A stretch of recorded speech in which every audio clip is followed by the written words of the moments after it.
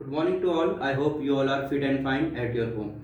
And without any delay, I will start my topic. My today's topic is motion and measurement of distances. This topic is from chapter 10, subject sign class 6, motion and measurement of distances. तो पहले सबसे पहले आपको transport के बारे में बताना होगा बेटा. Without transport we can not move. यानी कि कोई भी अगर मोशन होता है तो ट्रांसपोर्ट को एक्सप्लेन करना बहुत ज़रूरी होता है. ठीक है, तो इससे पहले मैंने आपको बताया था कि ट्रांसपोर्ट क्या चीज़ होती है. आपने ये एसएसटी में भी पढ़ा होगा, means of transport. Okay, means of transport. तो यहाँ पर दे आर थ्री टाइप्स या three means of the transport: through land, water and air. ठीक है, तो you have to write the all examples of transport. ठीक है, through land, water and air. तो ये आपके बुक में दिए हुए हैं. तो लैंड आपको मैं राइट करने की कोई ज़रूरत तो नहीं लगती मुझे. ठीक है, क्योंकि आपने प्रीवियस क्लासेस में भी ये पढ़ा है. ठीक है, थ्रू लैंड कौन कौन सी चीज़ें होती हैं, लाइक एज ए ट्रेन, बस, कार, बाईसाइकिल. ठीक है, वाटर में आएगा आपका शिप, बोट. ठीक है, तो और एयर में एरोप्लेन एंड जितने भी आप चीज़ पढ़ते हो. ठीक है, एरोप्लेन, प्लेन, जेट, हाईवे, जो भी चीज़ें हैं सब आपने पढ़ी हुई हैं ऑलरेडी. तो ट्रांसपोर्ट, मीन्स ऑफ ट्रांसपोर्ट आपकी बुक में दिया हुआ है. You have to read only. And next topic I will take distance. तो motion and measurement of distance में तो पहला जो टॉपिक मैं लूँगा वो लूँगा बेटा डिस्टेंस. तो what is the meaning of distance? Distance क्या चीज़ होती है? तो डिस्टेंस का मतलब होता है covered area. Covered area by any object. Okay, तो ऑब्जेक्ट के थ्रू कोई भी जो एरिया कवर्ड होता है उसको हम बोलते हैं डिस्टेंस. तो डिस्टेंस, जैसे कि ऑब्जेक्ट यहाँ पर पॉइंट ए पे है. ठीक है, तो अगर ये ए पर ही रहेगा तो कोई भी डिस्टेंस कवर नहीं होगी. लेकिन ये अगर ऑब्जेक्ट मूव करता हुआ ए से बी पर पहुंच गया, ठीक है, तो ए से बी तक पहुंच गया, तो इसकी जो कवर्ड एरिया है, इसने इतना एरिया कवर्ड किया है, तो इस कवर्ड एरिया को हम क्या बोलेंगे?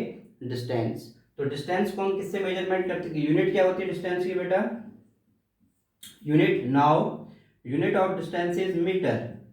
और सेंटीमीटर भी हम राइट कर सकते हैं, मिलीमीटर भी हम राइट कर सकते हैं. बट एंशियंट टाइम, यानी कि बहुत पुराने टाइम में, तो मेजरमेंट यानी कि डिस्टेंस को मेजर करने के लिए हम यूज करते थे अंगुल and foot step. Foot step का मतलब होता है अपने पाँव से मेजरमेंट करते थे. तो उसका आपकी बुक में भी एक्सप्लेनेशन दिया हुआ है कि हम किस तरीके से, यानी एंशियंट टाइम का मतलब पुराने टाइम में, हम किसी भी अगर डिस्टेंस को अगर हम मेजरमेंट करना है तो हम कैसे करेंगे. जैसे कि मुझे सपोज ये है, इसका अगर हमने डिस्टेंस मेजरमेंट करना है तो मैं अंगुल की हेल्प से इसका मेजरमेंट करूंगा. जैसे कि 1, 2, 4, 6, 8, 10 अंगुल. तो मैं यहाँ बोलूँगा 10 अंगुल, तो ये 10 अंगुल का हो जाएगा. तो ऐसे ही हम फुट स्टेप का भी यूज, यानी कि बॉडी ऑर्गन्स का यूज किया जाता था. तो एंशियंट टाइम में अगर हम डिस्टेंस को मेजर करते थे तो किस में करते थे? अपने बॉडी ऑर्गन्स में. लेकिन वो आपका स्टैंडर्ड यूनिट नहीं हुई. तो वो स्टैंडर्ड यूनिट क्यों नहीं होती है? क्योंकि हर किसी भी पर्सन का बॉडी ऑर्गन सेम नहीं हो सकता है. ठीक है, तो उसमें कुछ कम ज़्यादा हो सकता है, तो उसका मेजरमेंट वो करेक्ट नहीं होता था, इनकरेक्ट होता था, यानी कि एग्जैक्ट नहीं होता था. तो यूं ही मतलब कह देते थे थोड़ा सा ठीक है, लगभग लगभग या अप्रोक्सीमेट उसका मेजरमेंट हो जाता था. But now we measure the distance in metre, centimetre and millimetre. और जो इससे बड़ी यूनिट है वो आपकी है किलोमीटर. किलोमीटर में भी मेजरमेंट करते हैं. ठीक है, तो इनका हम रिलेशन भी इसमें पढ़ेंगे. तो how many millimetre make 1 centimetre. ठीक है, how many centimetre in 1 metre, how many metre in 1 kilometre. ठीक है, all these things you have learned in your maths book also, ठीक है, and in this also you will learn about this. Next, ये तो हो गया बेटा आपका डिस्टेंस के बारे में. तो डिस्टेंस और डिस्टेंस का मेजरमेंट एंशियंट टाइम में कैसे होता था और अब हम मेजरमेंट कैसे करते हैं, ठीक है. तो मेजरमेंट करने के लिए आपके पास क्वांटिटी के टू पार्ट्स होते हैं बेटा. क्वांटिटी के टू पार्ट्स होते हैं. तो पहला पार्ट होता है मैग्नीट्यूड. क्या होता है? मैग्नीट्यूड. सेकंड जो होगा वो होगी आपकी यूनिट. विदाउट यूनिट हम ये नहीं कह सकते हैं कि वो मेजरमेंट कंप्लीट नहीं हो सकता है. इसका मतलब अगर मैग्नीट्यूड, हम ओनली मैग्नीट्यूड बोलें तो मैग्नीट्यूड जो है वो मेजरमेंट को पूरा का पूरा एक्सप्लेन नहीं कर सकता है विदाउट यूनिट. तो यूनिट का भी बहुत ज़्यादा रिक्वायर्ड होती है, यूनिटी बहुत ज़्यादा रिक्वायर्ड होती है. जैसे कि मैं सपोज आई एम राइटिंग 10, तो 10 क्या है? किलोमीटर है, मीटर है, सेंटीमीटर है. तो वो यूनिट बताएगी कि 10 क्या लिखा है. जब तक मैं इसके आगे यूनिट नहीं राइट करूंगा तब तक मुझे पता नहीं चल पाएगा कि मेजरमेंट क्या है. सपोज मैं कह रहा हूँ कि ए एक पॉइंट है और बी है. मैंने ए और बी के बीच की डिस्टेंस को हमने मेजरमेंट किया. सपोज मैंने राइट कर दिया 5. अगर आपने ओनली 5 राइट कर दिया तो ये तो है मैग्नीट्यूड. इसको हम क्या बोलते हैं? Magnitude. Magnitude is a numerical value, ठीक है. तो न्यूमेरिकल वैल्यू जो होगी वो मैग्नीट्यूड बताएगी. एंड जो इसके पीछे मैं राइट करूंगा, सेंटीमीटर अगर मैं राइट करूंगा तो ये सेंटीमीटर क्या होगी? इसकी यूनिट होगी. तो मैग्नीट्यूड एंड यूनिट दोनों आपस में मिलने के बाद पूरा कंप्लीट वो आपका मेजरमेंट को रिप्रेजेंट करेंगे, ठीक है. तो यानी कि वो क्वांटिटी को रिप्रेजेंट करेंगे. सॉरी, ये भी हम कह सकते हैं किसको रिप्रेजेंट करेंगे? क्वांटिटी. तो क्वांटिटी को रिप्रेजेंट करने के लिए हमारे पास टू थिंग्स हैं. पहला आपका magnitude and second one is unit. तो मैग्नीट्यूड क्या है? ओनली जो न्यूमेरिकल वैल्यू होती है उसको हम क्या बोलते हैं? मैग्नीट्यूड. एंड जो पीछे हम न्यूमेरिकल वैल्यू के पीछे हम राइट करते हैं मीटर, सेंटीमीटर, किलोमीटर, ठीक है. तो दिस इज ए यूनिट. तो यूनिट एंड मैग्नीट्यूड दोनों के बारे में आप राइट करोगे. नेक्स्ट, आप मेजरमेंट को कैसे डिफाइन करते हैं? मेजरमेंट को आप कैसे राइट करोगे? Measurement means comparison of unknown quantity unknown quantity with known quantity, ठीक है. यानी कि मेजरमेंट क्या होता है? मेजरमेंट का मतलब होता है कि हम यहाँ पर कंपेयर करेंगे, comparison of unknown quantity with known quantity. Suppose आपके पास स्केल है, तो स्केल क्या होती है? नोन क्वांटिटी है. स्केल क्या है? हमारे पास नोन है. और ये अगर मैं इस मार्कर की डिस्टेंस को मेजरमेंट कर रहा हूँ तो ये अननोन क्वांटिटी, क्योंकि इसकी क्वांटिटी को हम यानी कि इसको हम जानते नहीं कि कितनी इसकी लेंथ है, ठीक है. ये अननोन क्वांटिटी है. और हम इसको किससे मेजर करेंगे? जो हमारे पास नोन क्वांटिटी है. जैसे कि हमारे पास स्केल होती है 15 सेंटीमीटर और 30 सेंटीमीटर की उसकी लेंथ होती है. तो उस नोन क्वांटिटी से हम इस अननोन क्वांटिटी को कंपेयर करेंगे और इसी को हम क्या बोलते हैं? मेजरमेंट बोलते हैं.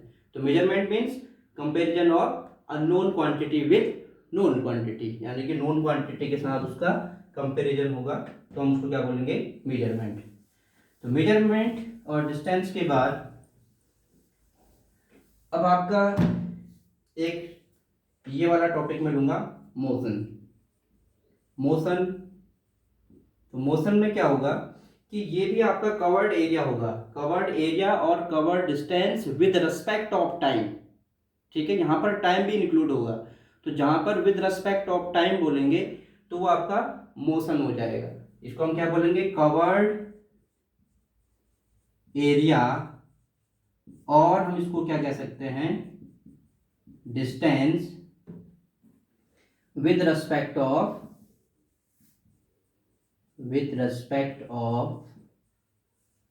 टाइम के रेस्पेक्ट के साथ, यानी कि टाइम के साथ अगर हम कोई मेजरमेंट कर रहे हैं डिस्टेंस की, तो हम उसको क्या बोलेंगे, मोशन। जैसे कि मैं आपको कह रहा हूं कि ए एक ऑब्जेक्ट है और यहां पर आपका बी सेकंड ऑब्जेक्ट है बी, ठीक है।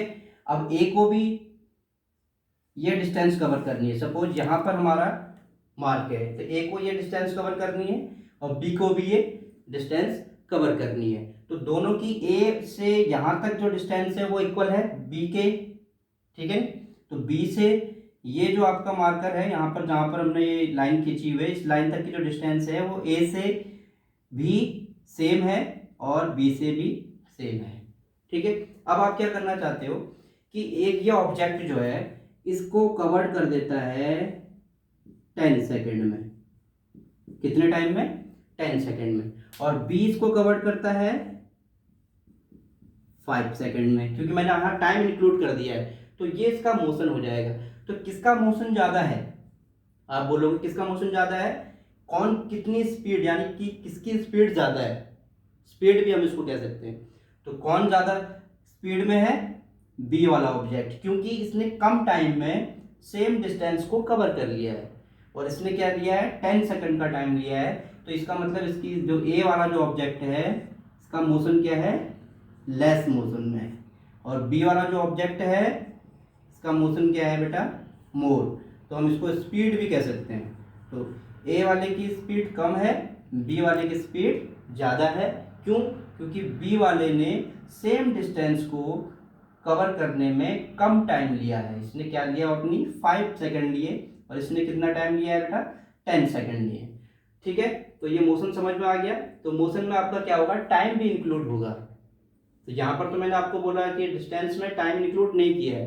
Covered area by any object, तो कोई भी ऑब्जेक्ट चाहे वो टाइम कितना ले, कोई भी एरिया कवर करता है तो उसको हम क्या बोलते हैं, डिस्टेंस। लेकिन मोशन में क्या होगा, कवर्ड एरिया और distance with respect of time, time के साथ जो भी एरिया और डिस्टेंस कवर होता है उसको हम क्या बोलते हैं, मोशन बोलते हैं। Got my point? तो मोशन अब हम पढ़ेंगे टाइप्स ऑफ मोशन। तो distance, I hope distance and motion you have understood. If you will feel any problem you can call me, okay. Next one is types of motion. तो motion के हम पढ़ेंगे बेटा types, ठीक है। तो types में फर्स्ट मैं आपको एक्सप्लेन करके बताऊंगा रेक्टिलिनियर मोशन, रेक्टिलिनियर मोशन, ठीक है। Second one is circular motion, आपकी बुक में भी दिया हुआ है सर्कुलर मोशन, यहाँ पे भी आपका आ जाएगा मोशन, ठीक है। Third one is periodic motion, periodic motion, ठीक है। एंड फोर्थ वन हम ले सकते हैं rectilinear, circular, periodic and rotation भी हम इसको ले सकते हैं, ठीक है, रोटेशन, ठीक है। तो जनरली आपकी बुक में जो है वो rectilinear, circular and periodic motion के बारे में दिया हुआ है। तो रेक्टिलिनियर का मतलब होता है, सपोज कोई ऑब्जेक्ट स्ट्रेट पाथ में मूवमेंट कर रहा है, स्ट्रेट पाथ का मतलब सीधी लाइन में मूवमेंट हो रहा है, ठीक है। मूवमेंट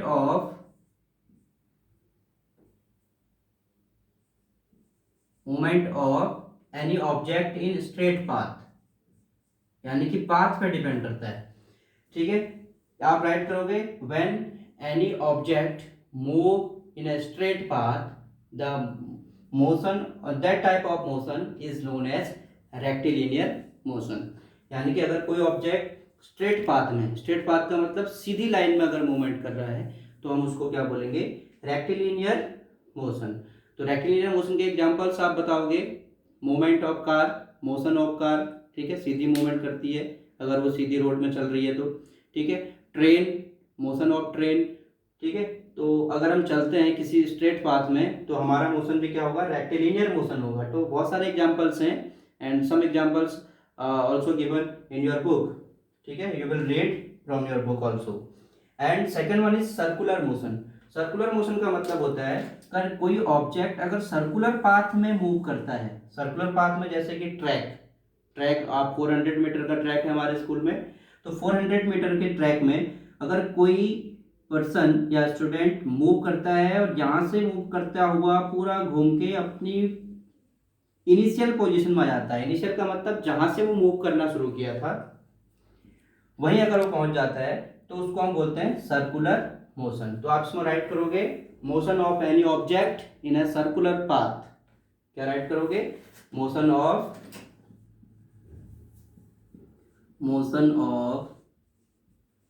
एनी ऑब्जेक्ट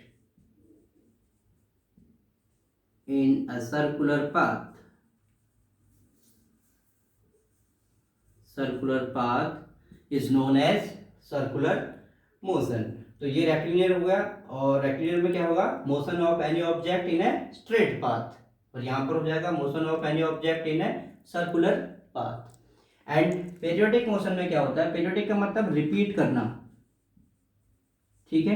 तो रिपीट करना कि कोई ऑब्जेक्ट अपने मोशन को बार बार रिपीट कर रहा है, ठीक है?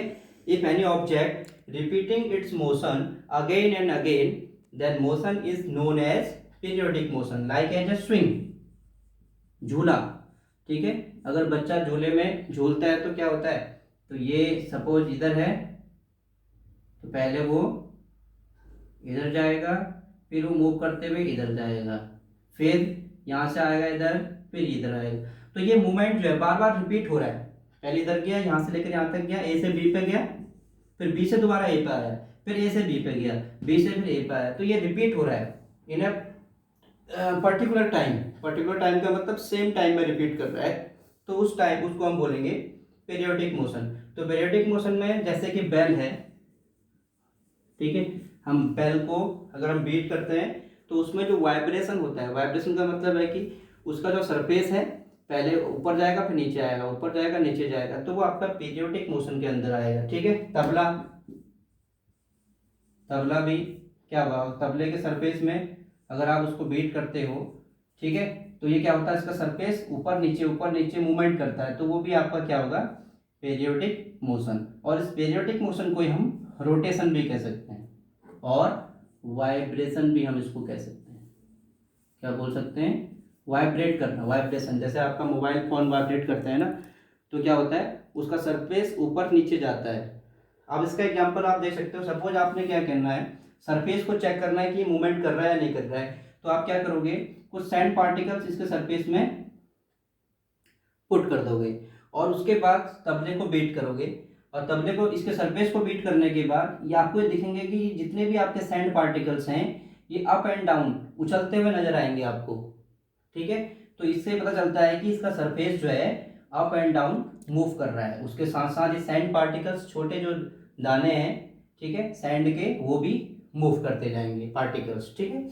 तो all these things you will write in your book, and you can make this table or this flow chart also in your pair notebook. Okay, thank you.